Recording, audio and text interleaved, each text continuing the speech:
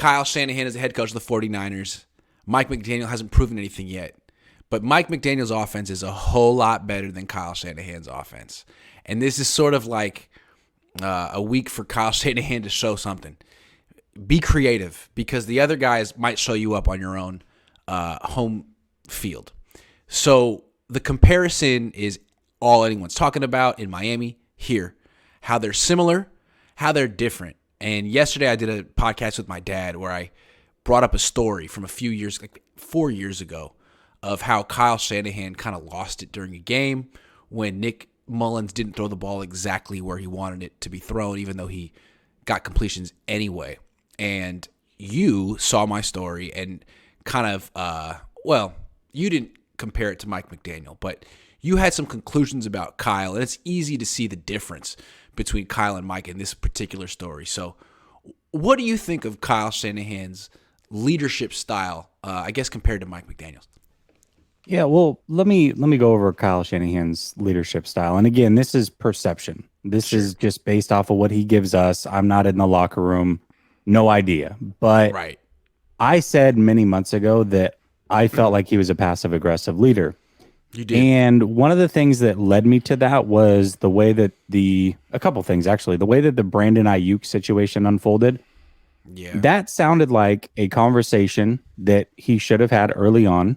He should have what he didn't initiated. like. Sorry. Yeah, he should have initiated, and he should have had it early on. He knew exactly what he didn't like about what Brandon Ayuk was doing. Mm-hmm. Brandon Ayuk may not have known what he was doing was wrong. And so now you've got this impasse. Maybe it's a little awkward between the two, whatever.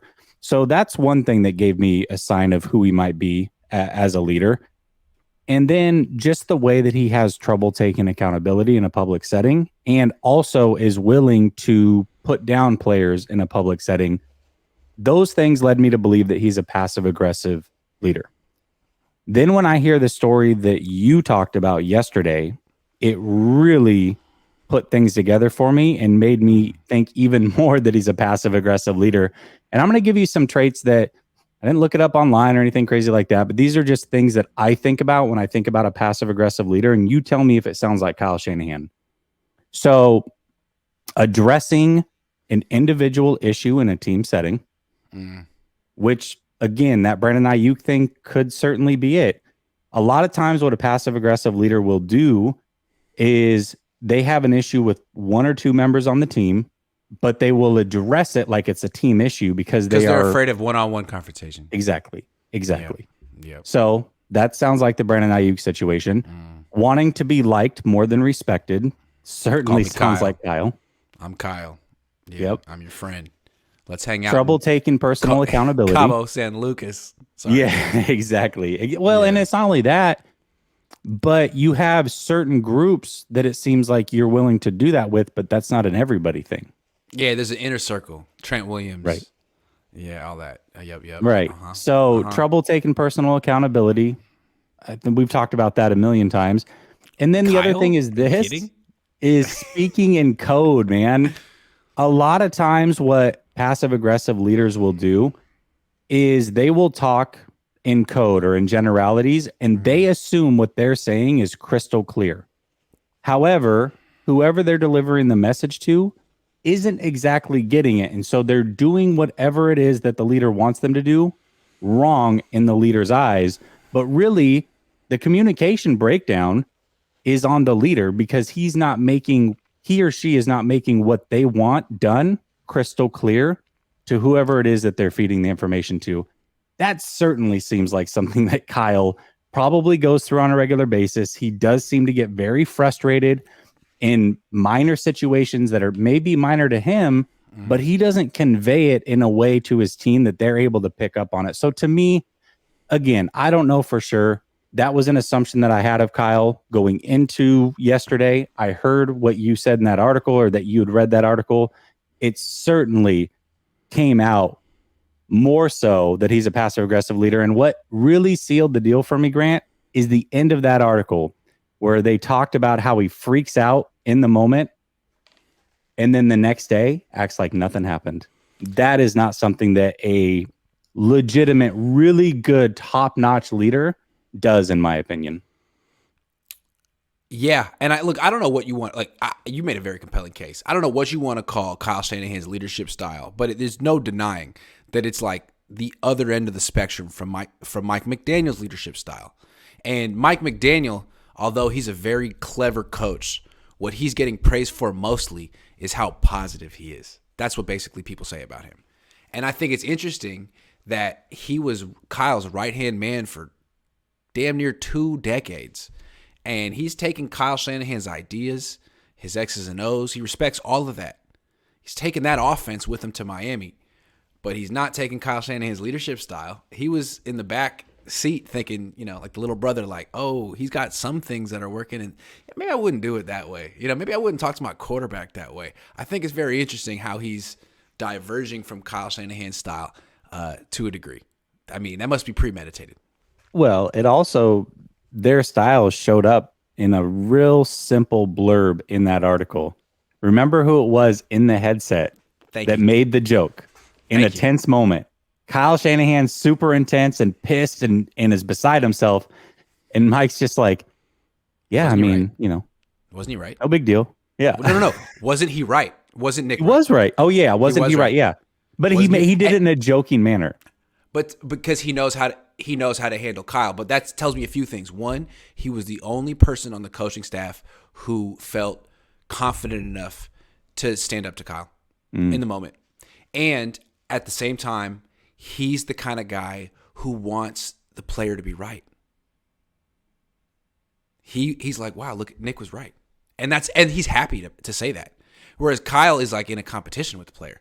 Kyle needs to be right. And if there's an instance where Kyle's wrong and the player's right, Kyle can't be like, you know what? Good. You were right and I was wrong. That's good. That's like McDaniel would spin that as a good thing, right? Kyle's like all of a sudden in a competition, which is short-sighted. Yeah, 100%. And the whole praise in public and punish in private is so big. Even as adults, Kyle Shanahan often will throw people under the bus in front of everybody. Mm-hmm. He praises people too, but he will throw people under the bus in front of everybody. Mike McDaniel, at least, it's not, I don't watch every press conference, but the ones that I have watched, he does nothing of that sort. So very interesting, contrasting styles. Kyle's whole thing is, I keep it real. I don't pat you on the back too much here, and it's kind of tough, but if you're made of the right stuff, it'll pay off. And the people who didn't like my tough coaching look at him now. And I bet they wish that they had been tougher. And I bet they wish that they had, okay, fine, maybe you're right. But you take those same exact ideas and put them into a Yale graduate who's really upbeat and positive, maybe it's even better. I'm just throwing it out there. And you know what? The Niners very well could win this weekend. But if they do, you better thank DeMeco Ryans, baby. That is the difference between the 49ers and the Dolphins, is this defense. And you can say that Kyle Shanahan put it together, but who's to say John Lynch didn't put it together? You know what I'm saying? Like, does John Lynch get no credit? John Lynch is in the Hall of Fame. John Lynch played defense. I'm just saying that is the difference between these two teams. If we're just talking offensive guru to offensive guru, I'm taking Mike McDaniel all day. Yeah, I also think, well, here's what I'll say. I think Kyle's leadership style, even if I'm right, let's say I'm spot on with exactly what I'm saying, it's not necessarily the end of the world. You can still function in that reality. Your message just wears really thin, and especially if you have DeMeco. I'm sorry, keep going. Yeah, well, and that's it. That is actually the biggest key. If you are the head guy, right? You have your coaching, in this scenario, you have your coaching staff, and then you have the players. As long as the players have somebody that they feel like they can go to in those situations, then they're going to be fine. Mike McDaniel certainly seems to be that way. I think Saleh, we would agree, is that way. DeMeco seems to be that way. But the moment that you screw up and you bring in somebody that's like you, it can all go awry. So here's the thing. That's key. My favorite thing about Kyle Shanahan is how self-aware he is. He knows who he is. And he knows he needs coaches who are not like him. And he keeps finding them, to his credit. Yeah. And you know what? Mike McDaniel knew it too, There is Kyle is just, Okay, so before we move on, this is an interesting topic. We asked Kyle today at the press conference about McDaniel, like, did you know he was going to, when did you realize he was going to be so good? And he was like, look, he was my quality control coach. I had been in the league for a while. I was in college. It was his first thing. So I taught him. He was younger than me. I'd been there. I took him under my wing. I taught him. And so from Kyle's perspective, like, yeah, McDaniel's great, but he'd be nothing without me. That's true. But what Kyle went on to say was, look, McDaniel's really smart. He went to Yale, okay? I went to a good school too, Texas, but I went there as an athlete. Like he was insinuating I wasn't smart enough to get into Texas. So Kyle essentially got a head start on football and coaching. He grew up around it. His dad is freaking Mike Shanahan. He was in the league before. So what Mike McDaniel did was take this amazing intellect and ability to retain information. And what Kyle says, he just memorized everything. He memorized everything. So that's been the last 2 decades. So I'm thinking McDaniel has internalized everything the Shanahans have to offer, and people just counted out McDaniel because of his quirky personality, but actually it tends to resonate with Gen Zers. It seems like it resonates. And so you know what? You have this genius who took all of Shanahan's ideas and can package it in a more positive way, and it works. And really the only thing that Kyle had over McDaniel was a head start. I'm gonna throw this out there too, because it just came to me. So Kyle says, hey, I keep it real. Mm-hmm. And again, he thinks he does keep it real, but I think what he's actually doing versus what he thinks he's doing are 2 different things. If you're keeping it real in a team setting, but you're only talking about a few players, then now the whole team is like, well, I don't do that shit. Like, why are you talking about this when that's not me? Address those players personally. You have the Ayuk situation, which it seems like he was unwilling to address early on. And once they did, things were fine. Matt Ryan is another one. There's an article. There's a lot of talk out there that Matt Ryan is the one that after their first season together realized things were not working. It was him that put together a meeting with Shanahan to go over things, not Shanahan putting a meeting together to get on the same page.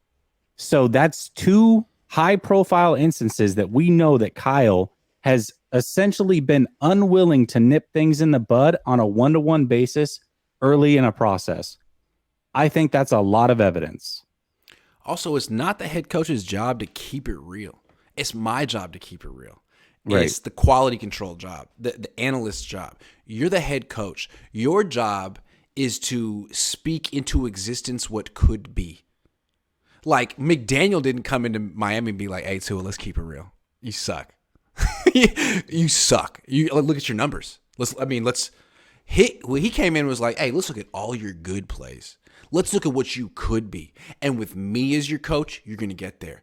And as a young man you're like, oh my God, thank you.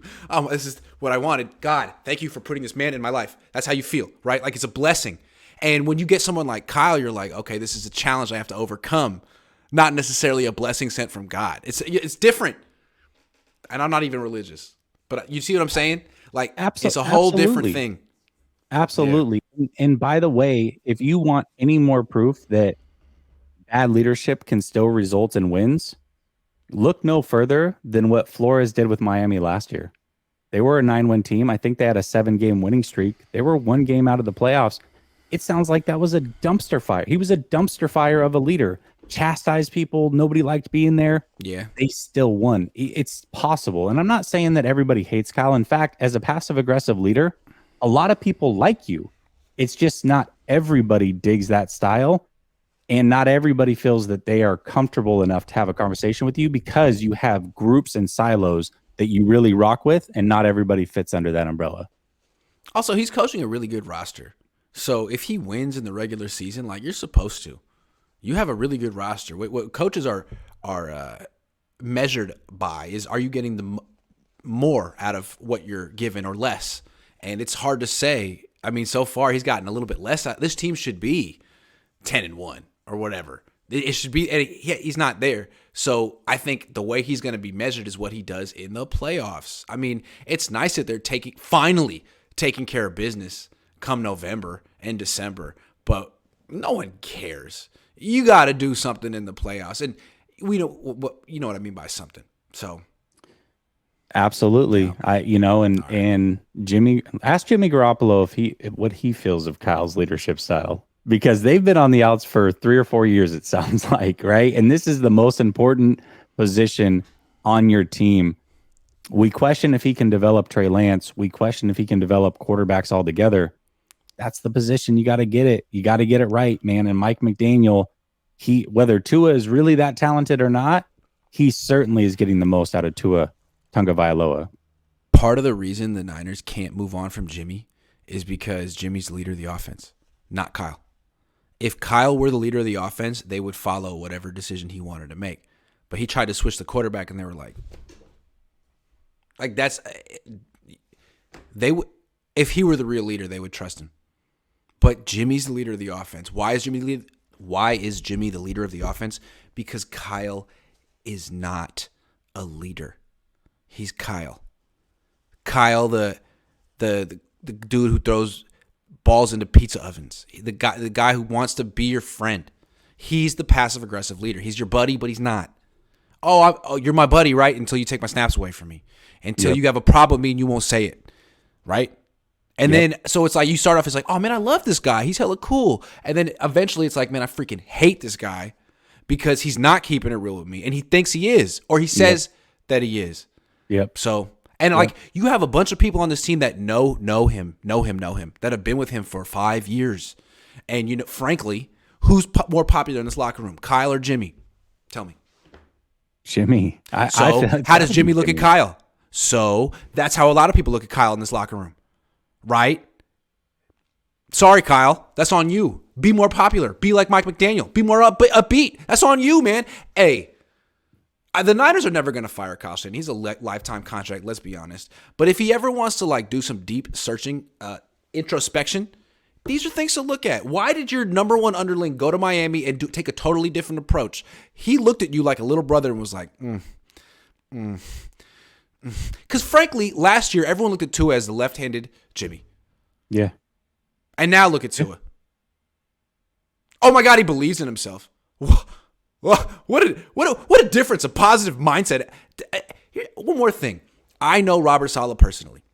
Robert Saleh is religious. I'm not. I wish I were, but I'm not. Robert Saleh is religious, and he's a man of faith. People of faith manifest things. They see the potential, and they make it happen. And I'm not saying you have to be religious to be a good coach, but there is a element of if you see it, if you build it, they'll come. Taking a leap of faith, visualizing, not having to see things to believe things. Kyle has to see things to believe things. I don't know if Mike and Saleh do. And as a coach, you're supposed to be able to tell each player, you're going to be great if I coach you for this reason. Here's how I can make you special. Here's how I can make you special. I don't think Kyle delivers that message. I don't know. Anyway, we've been talking about this for 20 minutes. I've not, but it's such to me, like I'm really into, I've said it a million times on here, but I dig leadership. I really love looking at little intricacies and how things work and why things might be the way they are and the human element. And so to me, I could talk about this all day long. I'll never forget. I was trying to get a one-on-one interview with Robert Saleh. Like that was going to change my career. And at the same time, I was trying to get the job at the Sacramento Bee covering the Niners. Barrows had just left, and I didn't get it. It went to Biederman, who's now covering. He's covering the Kings. They don't even have a Niners job anymore. And Saleh called me. He was like, "You wanted that job, didn't you?" I was like, "Yeah." He's like, "You want to know why you didn't get it, right?" Like, yeah. And he's like, "Well, look, I can't tell you, but all I know is you've been doing the same thing for a long time. You need to switch it up, dude. Like, you have a lot to offer the football world. I know you. You have knowledge. You have stuff to offer, but you got to do things different. You got to find something different. You know what? You should embrace video." He had all this pep talk for me. He was like, "You should embrace video. If you keep doing the same thing, it's a definition of insanity." I'm like, "Okay, coach. Thanks, coach. I got you, coach." And now Look, now I got a house. And it's like, it should be called like the Robert Saleh house, you know? And like, he is a legit teacher, coach, life. It means a lot to have someone be like, look at you, man. I've been watching you. I believe in you, but you're not doing it right. Here's what you got to do. You take these steps, your life will work out. Everyone wants someone to say that to them in life. No one wants them to be like Kyle and be like, hey, man, you thought you were hot shit. You ain't. You ain't. Like, no, thanks, man. Great. Wonderful. That might work for someone like Matt Ryan, who's been given a lot, but someone who's trying to come up, like, that'll crush you. So anyway, Kyle, be more like Robert Saleh and Mike McDaniel, please. That's a really cool story. And I've heard you tell it before, but not on with me. And I think that's just incredible because this is a guy who this was not his industry, but he knew just enough to give you some advice, but really he just showed you that he believed in you, and you've turned it into a whole thing, man. That's incredible. Like literally called me up. He was like, credit for Grant Cohn. He literally called me up. He was like, hey, Grant, I've been thinking a lot about you. Pause. I was like, this guy's hilarious. I love this guy. I love this freaking guy. Pause. I was like, okay, all right. But thinking a lot about you. He was I think it was at like the Senior Bowl, and I was just trying to get him to talk about the Super Bowl, and he was like, yeah, I mean, I'll give you this interview, but like you and I know it's not going to make a difference. Like we need to talk about your career. I was like, oh, okay, thanks, man. Let's do it. So, I mean, that's cool. And okay, so here's an example. So I also was supposed to get a one-on-one interview with Kyle Shanahan, and he said he'd do it. Never followed through. John Lynch did. So I don't know. I don't know what kind of guy Kyle Shanahan is, but I know that these other guys are men of integrity, and you start to hear, like, no one has a bad word to say about Kyle Shanahan. But at the same time, who gives like a real ringing endorsement of his personality? They might say he's smart. They might say, hey, man, he's a little rough, but if you stick with it. No one has to say, like, man, I freaking love him. I freaking love Kyle. Who? Name one person who freaking loves Kyle. Like every freaking person says about Mike or Saleh. I love that man. I mean, Tua might name his firstborn after Mike McDaniel at this point. Like, no one likes Kyle like that. And you know what? Kyle, I don't even think he wants to be liked like that or deserves it. He doesn't put it in. I'm just saying. I'm not trying to be too hard on him, but you gotta look in the mirror at some point.